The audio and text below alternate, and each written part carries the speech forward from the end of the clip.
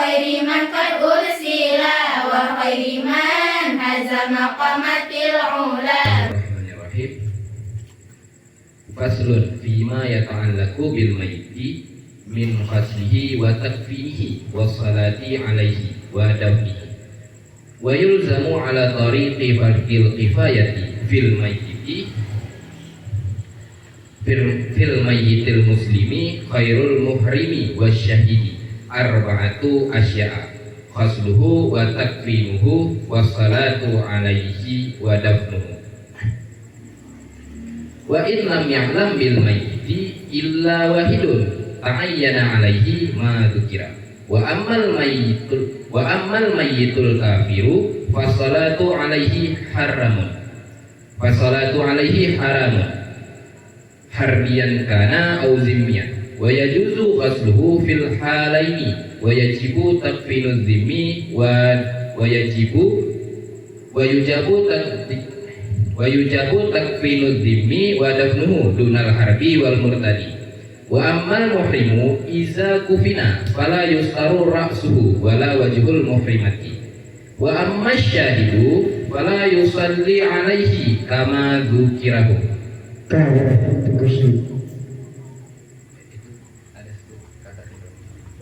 Enggak, kama zakarahul musannif.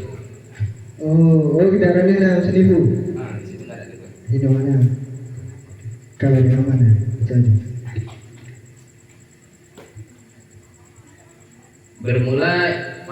Bermula ini itu satu pasal. Fima pada barang ya ta'allaku yang terkait ianya barang bil maiti dengan apa terkait dengan mayat. Min khaslihi dari apa terkait daripada memandikannya mayat dan mengkafankannya mayat dan sholat di atasnya mayat dan menguburkannya mayat. Wa yulzamu ala tariqi fardil kifayati dan diwajibkan di atas jalan fardu kifayah. Pada apa diwajibkan? Fil mayyiti pada mayat. Al muslimi yang muslim ianya mayat. Khairul muhrimi ketiadaan yang berihram. Wasyahidi dan ketiadaan yang syahid. Akan apa diwajibkan? Arba'atu asya'a akan 4 segala perkara. Bermula salah satunya 4. Khasluhu itu memandikannya mayit, wa takfinuhu dan itu mengkafankannya mayit, wa salatu alaihi dan itu salat di atasnya mayit, wa dafnuhu dan itu menguburkannya mayit.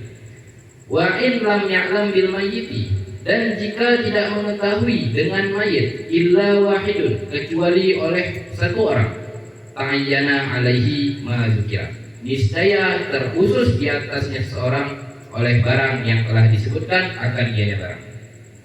Wa amal mayyitul kafiru dan adapun bermula mayit yang kafir fassalatu alaihi haramun maka bermula salat di atasnya itu bermula salat di atasnya mayit yang kafir haramun itu yang haram. Harbiyan kana au zimmiyan itu harbi ada ianya kafir atau itu zimmi. Wa yajuzu ghasluhu fil halaini dan bolehlah memandikannya kafir fil halaini pada apa kafir pada 2 keadaan. Wa yujabu takfinuhu dan diwajibkan akan mengkafankan azimi kafir zimmi wa dafnuhu dan akan menguburkannya kafir zimmi. Dunal harbi wal murtadi ketiadaan kafir harbi dan murtad. Wa amal muhrimu dan adapun bermula orang yang berihram iza kufina apabila dikafankan akan ianya orang yang berihram fala yustaru ra'suhu niscaya maka itu tidak ditutupkan akan kepalanya orang yang berihram. Wala wajhul muhrimati dan tidak ditutupkan akan wajah orang perempuan yang berihram. Wa amma syahidu dan adapun bermula syahid fala yusalli alaihi maka tidak mensolatkan fala yusalla alaihi maka tidak disolatkan di atasnya syahid kama zakarahul musannifu sebagaimana barang yang telah menyebutkan akannya barang oleh musannif. Jadi Di pasal ini ingin membahas tentang sesuatu yang terkait dengan mayat. Nah, bisa itu terkait memandikan mayat, mengkafankan mayat, sholat mayat dan menguburkannya mayat. Wa yulzamu ala tariqi fardil kifayati. Dan wajib hukumnya di atas fardu kifayah, berarti hukumnya fardu kifayah fil mayyiti untuk mayat yang muslim. Maksud muslim di sini berarti mayat yang muslim, bukan yang kafir. Nah, khairul muhrimi, ketiadaan yang berihram, berarti tidak termasuk mayat muslim yang berihram, wasyahidi, dan mayat muslim yang mati syahid. Apa yang diwajibkan? Yang diwajibkan yaitu 4 perkara. Yang pertama, ghusluhu, memandikannya mayat. Yang kedua, takfinuhu, mengkafankannya mayat. Yang ketiga, sholatu alaihi, mensolatkannya mayat. Dan yang keempat, dafnuhu, menguburkannya mayat. Wa in lam ya'lam bil mayyiti illa wahidun. Dan jika tidak mengetahui dengan mayat kecuali 1 orang, maka kalau tidak ada yang mengetahui keberadaan mayat kecuali oleh 1 orang. Seperti contoh, misal ada mayat di tengah gunung gitu. Pas kali hari itu ada orang mendaki gunung. Nah, orang itulah yang menemukan mayatnya. Cuma dia sendiri yang tahu keberadaan mayat. Ta'ayyana alaihi ma dzikira. Maka terkhusus keempat yang diwajibkan tadi kepada orang tersebut. Jadi hukum yang awalnya fardu kifayah untuk 1 kampung berubah menjadi fardu ain yang mana untuk orang yang tahu itu tadi. Wa amal mayyitul kafiru. Nah, adapun mayat orang kafir, maka sholat di atasnya itu hukumnya haram. Jadi jika ada mungkin kenalan kita, sahabat kita atau siapapun yang kafir, kalau walaupun seberapapun sayangnya kita ke dia, jangan kita sholatin. Jangan nanti ada tetangga Kristen lah meninggal dia. Paginya lagi nyanyi itu kawan-kawan Kristen di situ. Datang kita bawa 1 kampung. Allahu Akbar kita sholatin. Jangan, haram hukumnya. Harbian karena auzimian, mau itu kafir yang harbi ataupun kafir yang zimmi. Jadi dia tidak mesti yang nggak boleh sholat kafir harbi, yang nggak boleh sholat kafir zimmi, enggak. Atas nama kafir dia nggak boleh kita sholatin. Wa yajuzu ghusluhu fil halaini. Boleh kita memandikan orang yang kafir pada 2 keadaan. Maksud pada 2 keadaan berarti mau itu kafir keadaan harbi ataupun kafir keadaan zimmi. Jadi kalau memang kita memang kasihan ke dia, gak usah disolatin, mandikan boleh. Terobos saya terus, buka itu peti mati, angkat mandikan, boleh itu. Ya walaupun mungkin bakal digebukin tapi nggak apa-apa. Wa yujabu takfinu zimmi, dan wajib hukumnya mengkafankan kafir zimmi. Jadi kalau misal ada kenalan kita yang dia kafir zimmi, maksud kafir zimmi di sini adalah orang kafir yang membayar pajak ke orang Islam. Mungkin kalau di Indonesia sekarang sudah tidak ada kejadian seperti ini karena orang Islam pun bayar pajak di sini. Tapi mungkin di Arab masih ada. Nah, di sana kalau ada kafir yang zimmi yang bayar pajak, yang menaati aturan, dia ketika meninggal dikafankan. Nggak dibiarin gitu aja, nggak dicampakkan tengah jalan, dikafankan. Kenapa? Karena hukum mengkafankannya itu wajib. Wadafnu, dan menguburkannya kafir zimmi. Nah, begitupun menguburkan kafir zimmi, hukumnya juga wajib. Nah, dunal harbi wal murtadi, ketiadaan yang harbi dan murtad. Maksud ketiadaan harbi dan murtad di sini berarti yang harbi dan kafir murtad, kafir harbi itu nggak wajib hukumnya kita kafankan ataupun kita kuburkan. Nah, hukumnya ya boleh, kalau mau, kalau mau bikin, kalau nggak mau ya udah nggak usah. Wa amal murimu, dan adapun orang yang berihram, iza kufina, apabila orang berihram tersebut kita kafankan, maka jangan kita tutup kepalanya. Kalau dia orang berihram yang meninggal, kalau dia laki-laki, nah jangan kita tutup kepalanya. Wala wajibul muhrimati, dan tidak wajah orang perempuan yang berihram. Kalau dia perempuan, wajahnya yang jangan ditutup. Wa amma syahidu, dan adapun bermula syahid. Jadi apabila ada orang syahid, yang pasti bukan saya, syahid satu lagi, itu jangan disolatkan. Wala yusalla alaihi. Jadi jangan disolatkan orang syahid tersebut. Nah, sebagaimana barang yang telah disebut oleh tentu musannif. Baik. Jadi itu syahid tidak disolatkan ya. Kan syahid yang itu tuh. Iskal. Halaman 243 buku syahid. Oh beda. Berarti di matan wa illam ya'lam. Ya, wa illam ya'lam bil maiti illa wahidun. Nah, jadi pada kalimat wa illam ya'lam itu ada fi'il mudhari' ya'lam. Ya'lam yang mudhari'. Fi'il mudhari' yang majzum disebabkan ada amil jazam. Yang jadi pertanyaannya, amil jazam yang mana yang menjazamkan ya'lam? Antara in dan lam.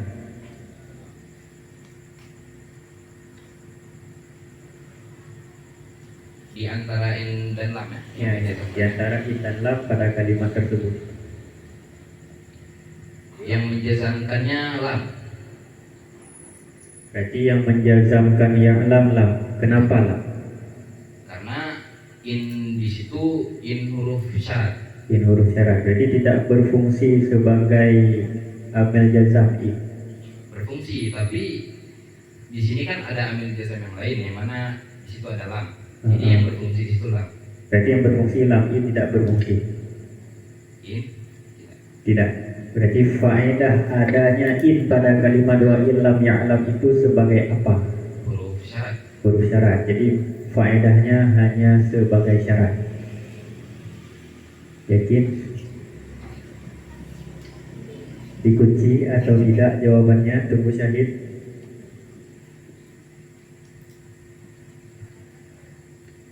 Kunci. Iya. Oke. Baik. Siap. Selanjutnya wa ammal mayyitul kafiru fassalatu alaihi. Ya, Pak Mantan alaihi. Ala huruf jar ya. Huruf jar. Coba tunggu syahid bacakan huruf-huruf jar. Ba min ila an ala huruf jar. Ya. Sebutkan satu persatu. Ba min ila an ala wa qasam ba qasam ta qasam lam rubah hatta. Berapa? 11. Itu kayak tadi tak. Boleh. Masih banyak waktunya masih. Aman. Huruf jar 19 ya? Atau 20? Kalau di apa di awamil 19. Di awal 19. Oke. Di judulnya ini pula. Enggak apa, di awal aja. Yang ada di awal aja. Yang ada di awamil. Ya, coba tunggu syahid sebutkan satu persatu huruf jar.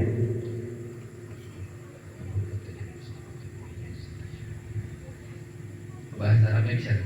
Boleh. Tunggu pun orang Arab nih. Ya, orang Arab ya. Bismillahirrahmanirrahim. Wa anamul awalu hurufun tajrul isma faqat wa hiya tis'ata asyara harfan. Al-ba'u wa min wa ila wa fi wa an wal wawu wal ba'u wal kafu wal lamu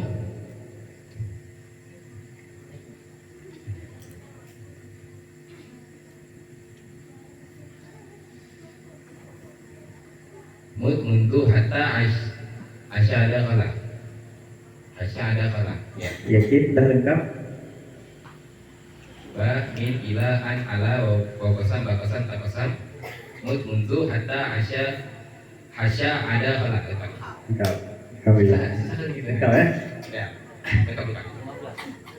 Oh 15. Dewan juri di sebelah ada menghitung 15 katanya. Ba min ila an ala wa qasam ba qasam ta qasam munzu hatta hasya ada kala. 14. Dah berapa lagi bisa ya? Tadi 15. Dari 15 tidak di 14 ya? Jadi 14. Pas saya itu Pak, suruh biar Pak. terlalu sering ngajarnya. Oh, oke. Parah. Jadi dikarenakan Bu Syahid sering nengok Jarumiyah. Waduh. Ya. Pertanyaan selanjutnya mungkin menyangkut dengan Jarumiyah.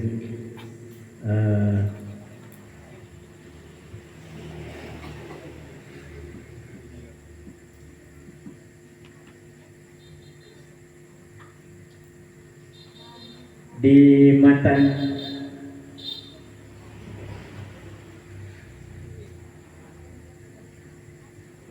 mantan fil mayyitil muslimi, masih di halaman yang sama.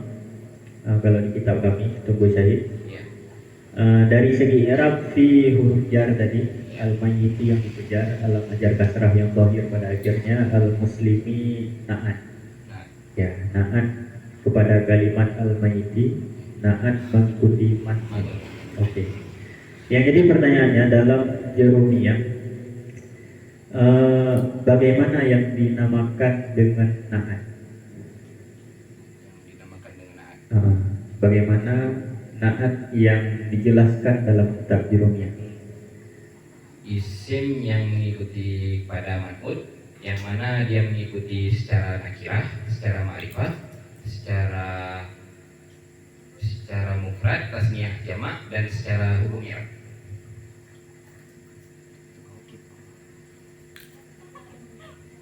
Oke, sebagai pemanisnya Abu Syahid, tolong berikan satu contoh yang ada dalam kitab Jarumiyah mengenai na'at tersebut. Contoh yang ada dalam kitab Jarumiyah. Yang ada gitu. Ya, karena Abu Syahid kan sering lihat Jarumiyah, jadi ingat. Yang pas. Pas, oke. Cukup Abu Syahid.